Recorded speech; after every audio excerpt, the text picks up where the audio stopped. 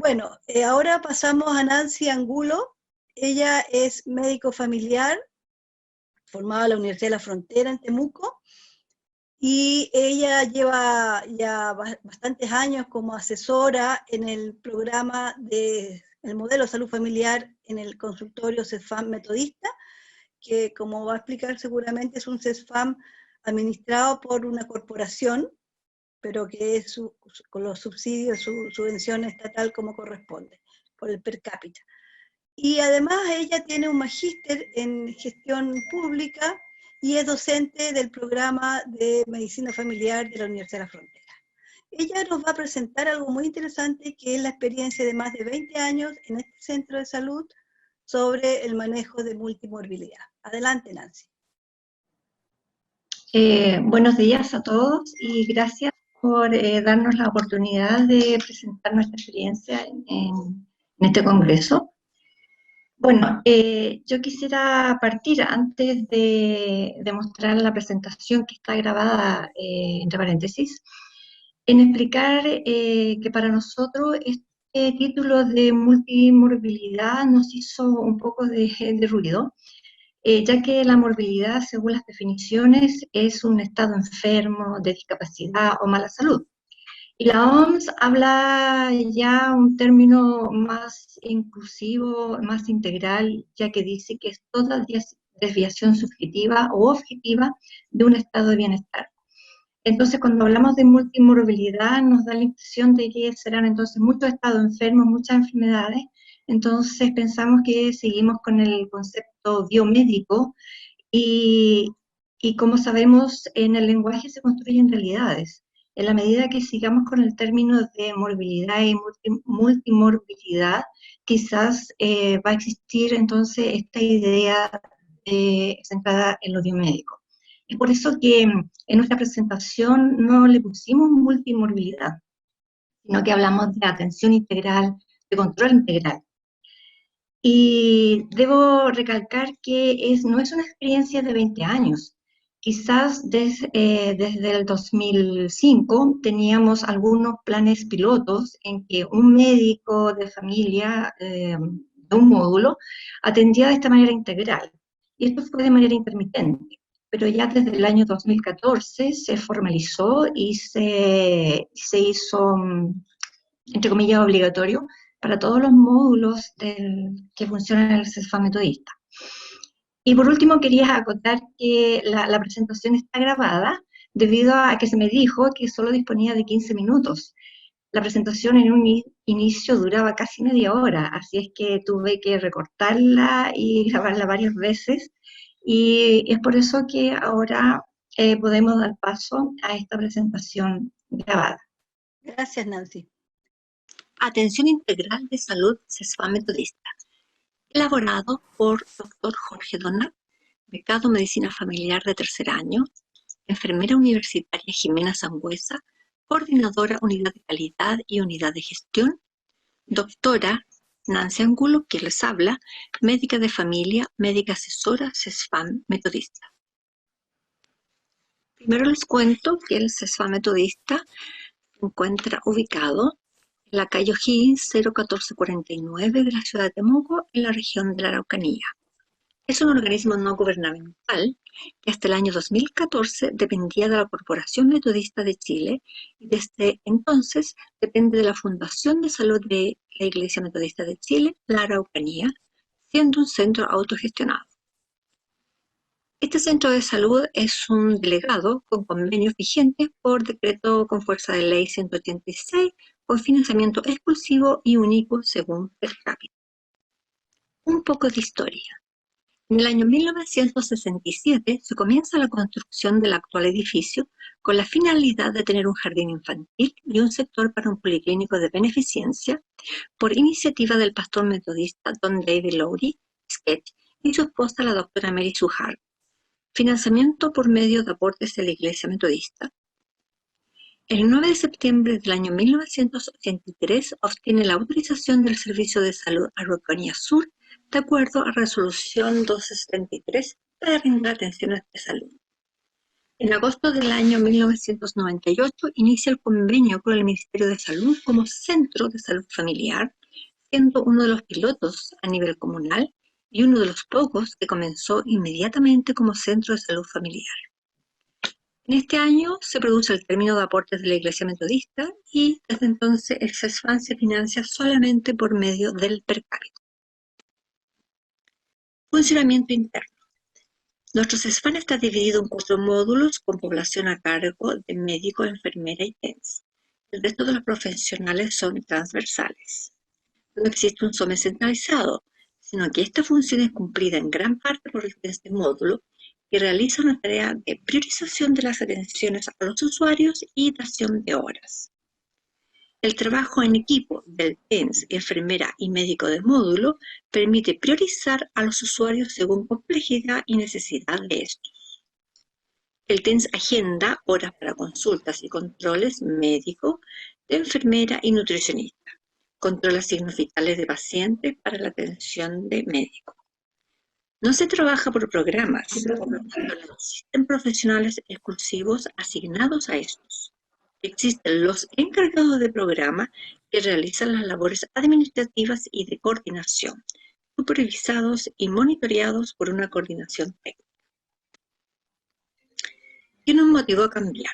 Aló, dime. Teniendo el claro convencimiento de que el modelo de salud familiar permite enfocar la atención del usuario de manera integral, demostrando que este no es una patología, sino un individuo inserto en una familia y comunidad, poseedor de factores de riesgo y protectores que intervienen en conjunto dentro de la mantención de su salud, se determinó a nivel local que el usuario no sería atendido en las individualidades de sus patologías, como se plantea en la atención por programas, sino como un todo, siguiendo con esto las directrices del modelo de atención integral en salud.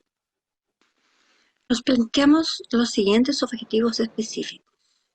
Lograr por parte de los profesionales un mayor conocimiento de su población a cargo. Contribuir al mejoramiento de la satisfacción del usuario externo. Optimizar el uso de las horas de profesionales. Disminuir las asistencias innecesarias de parte de los usuarios al centro de salud. Disminuir la cantidad de exámenes solicitados. Disminuir las prescripciones innecesarias de medicamentos a los usuarios. El proceso. Luego de varias reuniones, se logró el consenso entre los funcionarios de que los usuarios serían atendidos de manera integral por los profesionales de los equipos de cabecera en sus controles de patologías crónicas. Para ello, se determinó un rendimiento variable según la edad y número de patologías que el usuario presentara. Desde que el CESFAM inició sus prestaciones, el técnico de enfermería del equipo de cabecera asigna las horas a los usuarios. Hasta el año 2014, esta asignación de horas era en base a criterios de gravedad y priorización por grupos de riesgo. Posteriormente, se hace en base a la edad de los usuarios y el número de patologías crónicas que padecen para ajustar el rendimiento a estas variables. Además, hay que destacar que el CESFAM ha sido campo clínico para los becados de medicina familiar de la Universidad de la Frontera desde el año 1998, y ellos también son asignados a algunos de los módulos con familia a cargo durante los 3 años de la beca. Al término de su formación, las familias son traspasadas, con acuerdo de estas, al siguiente becado. En esta tabla podemos apreciar los diferentes rendimientos que tienen los controles de los pacientes según la edad y el número de patologías que sufren. Por ejemplo, podemos ver que los menores de 70 años, en el caso de sufrir alguna patología cardiovascular, hipertensión, diabetes, y además alguna patología osteomuscular como artrosis, se le asigna un control de 40 minutos. Si este paciente sufre de una patología cardiovascular y además alguna patología de salud mental, se le asigna un control de 1 hora. Aquí podemos ver a los mayores de 70 años y hasta los 90 años, Y aquí la diferencia principal es que la consulta de morbilidad tiene asignado un rendimiento de 20 minutos, el control del programa cardiovascular solamente este programa 30 minutos, y podemos ver si este usuario ya presenta, por ejemplo, alguna patología cardiovascular y además tiene control de salud mental, se le asigna 1 hora.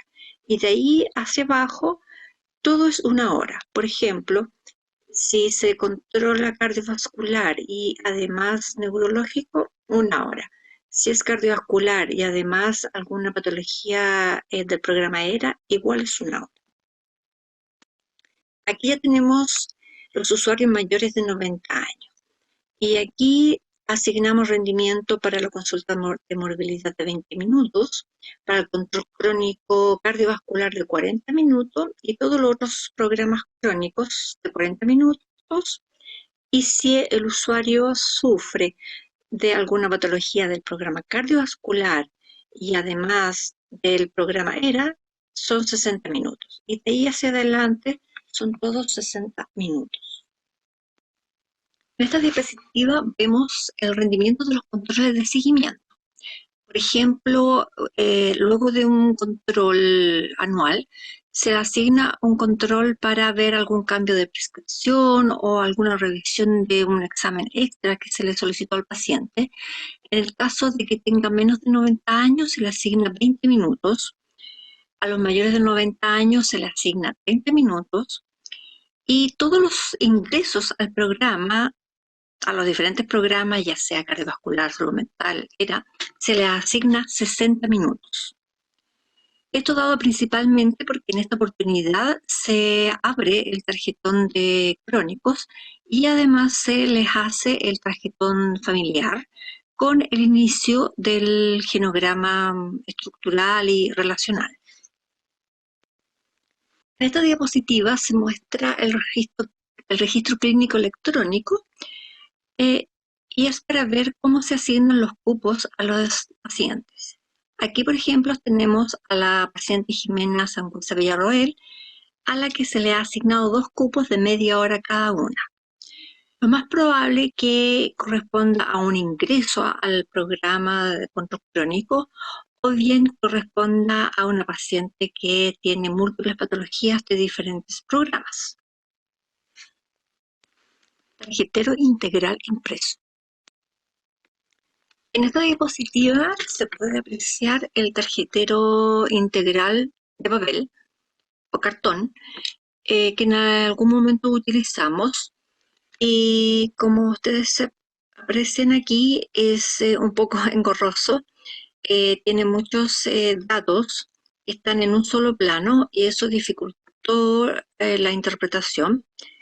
Bueno, y debido a eso nos planteamos como reto, que ya se pudo concretar el año pasado, la confección de un tarjetero integral digital. Así como durante el año 2019 el Comité Técnico Gestor de la institución tomó la decisión de desarrollar un tarjetero integral digital local. Tomamos como experiencia los diseños en la implementación del tarjetero integral físico. Los objetivos que nos planteamos para este tarjetero integral digital fue lograr un registro consolidado de los datos de los usuarios, mantener un historial clínico actualizado, agrupar a las familias, contar con información digitalizada accesible en el momento del control. Bueno, al ingresar el RUN a la plataforma donde se encuentra este tarjetero integral digital, se visualiza inmediatamente todos los tarjeteros a los que pertenece el usuario. Se puede buscar por root, por nombre, por apellido y por código familiar. Bueno, después de esta experiencia que ya llevamos de manera más ordenada y constante desde el año 2014, hemos podido obtener algunos resultados cualitativos, como la optimización y la adaptación de horas. Tenemos una menor utilización de la agenda de los profesionales, ya que independientemente de las enfermedades crónicas que sufra el usuario, se le agenda una sola hora con médico, enfermera o nutricionista. Optimización de los recursos. No existe un médico o enfermera diferente por cada programa, lo que se condice plenamente con los principios de la salud familiar en relación a la integralidad en la atención. Se genera una sola orden para exámenes, por lo que la toma de estos es en una sola ocasión para ser revisado por médico en un único control. Se genera una única receta integral. El retiro de medicamentos y alimentos se realiza en una sola oportunidad, disminuyendo los tiempos de atención en farmacia. Siempre es el mismo médico, enfermera o TENS quien atienda al usuario para cualquier demanda. Satisfacción usuario externo. Al disminuir las visitas al centro de salud, se produce para el usuario un ahorro de tiempo y dinero en locomoción. Satisfacción usuario interno. Se ha logrado un mejor conocimiento de los usuarios y familias a cargo, ya que es el mismo profesional que los atiende por sus diferentes patologías a través del ciclo vital, considerando no solo los factores biomédicos, sino que también los familiares y sociales. Esto ha permitido una consolidación del vínculo entre el usuario y su familia con el equipo de cabecera. Otros logros cuantitativos. Las metas y apps, desde que ha sido parte de negociación y compromiso de cumplimiento, se han logrado en un porcentaje cercano al 100%. Disminución de inasistencia a los controles. En esta diapositiva podemos apreciar el número total de prestaciones de todos los profesionales por año. Es así como en el año 2008 las prestaciones anuales de todos los profesionales alcanzaron a 36.668. De estas, un 23,4% correspondieron a las prestaciones médicas, con un 5,2% de no se presenta. Tenemos un 10,3% de estas prestaciones corresponden a enfermera y de estas un 7,5% tenemos de no se presenta. Recordemos que el año 2014 fue el año de inicio de los controles integrales de nuestros pacientes crónicos. Y para ese año tuvimos un total de prestaciones de todos los profesionales de 94.022%. De estas, un 10,3% corresponde a las prestaciones médicas, con un 4,1% de no se presenta. Tenemos un 10,4% de prestaciones de enfermera y de estas un 4,7% de no se presenta. En el año 2018 tenemos un 2,7% de las prestaciones médicas como no se presenta y un 4% de las prestaciones de enfermera como no se presenta. Se incluye aquí el primer trimestre del año 2020, incluido el mes de marzo donde se inicia la pandemia. ¿Qué cambios se realizaron a propósito de la pandemia? En un inicio se reestructuró desde los flujos de tránsito tanto para usuarios externos e internos hasta las actividades de cada uno de los funcionarios. Trabajamos desde un inicio con todos los funcionarios y sin turnos. Desde mayo se retomaron los controles de los pacientes crónicos en forma presencial y en domicilio, siempre de manera integral, pero con cambios en el proceso. La selección se realiza por medio de revisión de los tarjeteros de los programas crónicos, priorización por enfermera encargada de los programas, coordinadora técnica y médico asesor. Se designó a un TENS para el agendamiento de los controles médicos de los 4 módulos y a otro TENS para el agendamiento de enfermera y nutricionista. Se asignó un rendimiento general para ingreso y controles de 1 hora. El médico es el que toma los signos vitales. ¿Qué ha permitido la pandemia al equipo de salud? Entender que los obstáculos solo son oportunidades para cambiar la forma, pero no la esencia. Que las crisis siempre deben tomarse como transformación, como algo que posibilite la autocrítica y el desarrollo de nuevas estrategias. Que la mejora continua es parte de la salud familiar. En pandemia sí se puede hacer salud familiar. Nos hace más cercanos, entramos a sus casas, amamos, conocemos sus miedos, les damos seguridad. Decimos que estamos. Quiero terminar con esta frase que hace hincapié en esto del control integral, en que el todo es más que la suma de sus partes. Y una última diapositiva de la primavera. Gracias. Atención. Muchas gracias, Nancy. Si pueden sacar la presentación para que vayamos a la discusión. Han llegado hartas opiniones. Estamos un poquito contra el tiempo porque ya en esta sala debiera comenzar la siguiente mesa. Hay una pregunta o una reflexión que dice: ¿qué acciones concretas deben realizar los técnicos de enfermería en el seguimiento telefónico a realizar a estos usuarios? ¿Ya? Y además preguntan si la práctica HERTZ en qué otros países se ha realizado. No sé, Carolina, si pudieras ver eso. Bueno, la estrategia HERTZ está en Perú, Ecuador, Argentina, bueno, ahí está el doctor Eric y la doctora María Cristina, Argentina, Colombia, Panamá, Isla Santa Lucía, Barbados, México, no sé si me falta alguno. Bueno, pueden visitar la página web de HERTZ, que está en pajo.org/HERTZ, y ahí están todos los países y todos los protocolos. Argentina, lo dije, están todos los protocolos estandarizados de la hipertensión que se utilizan en todos los otros países. Y están los paquetes técnicos. Está a varios países y se está expandiendo. No en todos los centros de salud, pero se está expandiendo poco a poco. Sí. Hay un comentario acá que dice: esta estrategia estandarizada, donde se aplica, ya lo dijiste, centrado en la persona con signo de interrogación. ¿En qué se diferencia esta estrategia HERTZ a otras igual fragmentadas? Esta estrategia favorece más la segmentación de la persona en vez de buscar la integralidad. No sé si puede comentar algo Nancy o Gina sobre esto.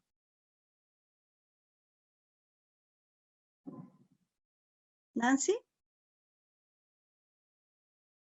No la veo. Gina, ¿algún comentario sobre la integralidad y esta estrategia?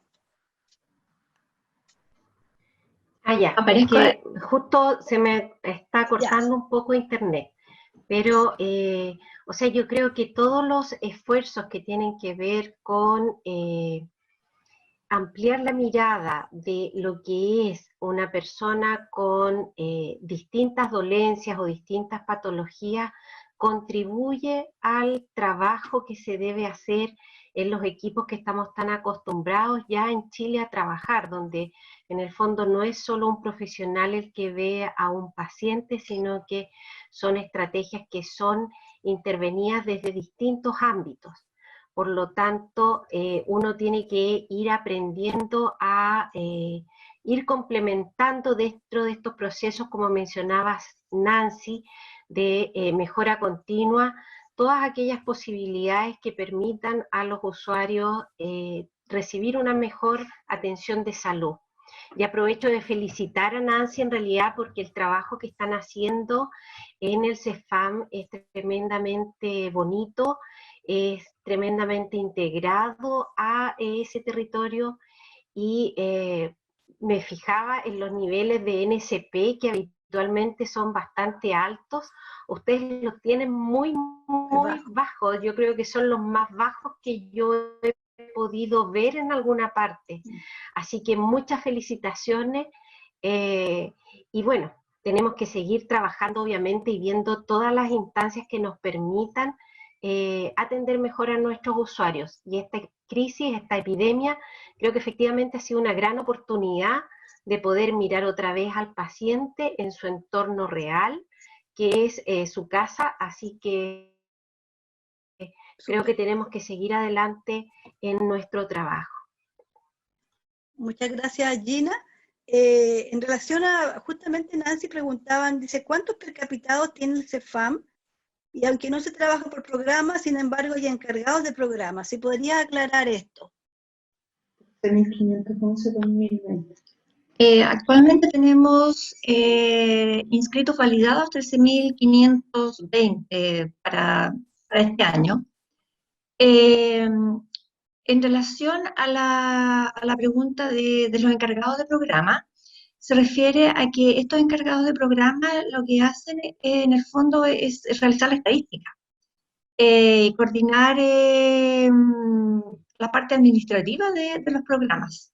Por ejemplo, hay una enfermera encargada del programa cardiovascular y lo que ella hace es revisar la producción en conjunto con la enfermera encargada de calidad, traspasar toda esta información a los REM y eso enviarlo al servicio. Pero las otras enfermeras, que son las enfermeras que están en las clínicas de los equipos de cabecera, ellas son las que hacen la parte clínica. Controlan a los pacientes, a los usuarios, en conjunto con el médico, decidimos qué usuario se debe priorizar de acuerdo a sus exámenes o de acuerdo a otras comorbilidades. La palabra igual está mal porque no son solo comorbilidades como enfermedades propiamente tal, sino que a otros factores psicosociales, quienes se priorizan en control, a quienes se les realiza estudio de familia. No sé si eso responde a la pregunta. Los encargados en el fondo hacen solamente labores administrativas.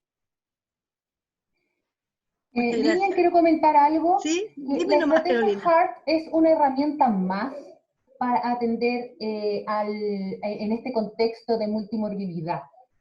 Como dice la doctora, es difícil este paciente que tiene condiciones que lo hacen diferente o que lo hacen más complejo. Es una estrategia más, pero no tenemos que olvidar que la primera causa de muerte en nuestro país son las enfermedades cardiovasculares y que la gente se está muriendo. Entonces, tenemos que tener ese enfoque de cómo tratamos a esta persona integralmente y protocolizamos en los tratamientos de enfermedades comunes. Lo va a mostrar el doctor Eric Zúñigo más adelante, que el 80% de los hipertensos en este caso, y después estábamos comenzando con diabetes, responden a un tratamiento estandarizado. Y las particularidades tenemos que verlas con particularidades. El 20% son particularidades que también les va a tocar el doctor Eric Zúñiga. ¿Y qué nos dice también HEART? Que las particularidades las ve las particularidades y ahí está el criterio médico y del equipo. Y lo otro es datos. Tenemos que levantar datos para poder hacer cambios. ¿Cómo está nuestra población? Estilos de vida saludables, determinantes sociales. No es una estrategia que segmenta a la persona. Te están diciendo, estandarice lo que se pueda estandarizar y que el médico familiar atienda a este paciente complejo y particular en un mayor tiempo. Como lo hace la doctora Nancy, que este paciente complejo, que tiene que polifarmacia, lo atiende en un paciente, es intensificar a donde debemos intensificar. Pero no segmenta para nada, es una herramienta más para ayudar a disminuir la multimortalidad de las enfermedades cardiovasculares, que es la primera causa de muerte en nuestro país. En la integralidad a veces es muy romántica, pero tenemos que también poner el ojo en nuestra primera causa de muerte, al igual que el cáncer. Así que no olvidar eso y podemos hacer esto integralmente y centrado en la persona. Eso quería comentar. Disculpa, Lilian, por eso. Gracias, Carolina. La verdad que hay hartos comentarios que tienen que ver con el que si nos fijamos solamente en una enfermedad y no en la integralidad.